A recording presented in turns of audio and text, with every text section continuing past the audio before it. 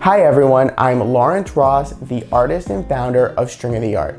At stringoftheart.com, we sell incredible adult arts and craft kits. Our punch needle kits are very popular, and so this video is going to teach you how you're going to thread your punch needle. Every punch needle kit has a punch needle included. The punch needle also includes the threader.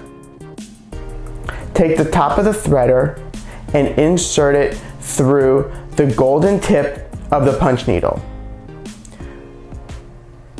Extend the threader all the way through the back end of the punch needle.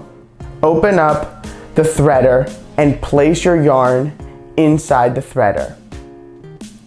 Then pull the threader back through the punch needle, allowing the yarn to come out the front tip.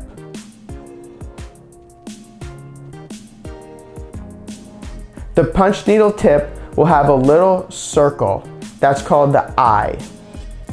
Place the threader back through the eye.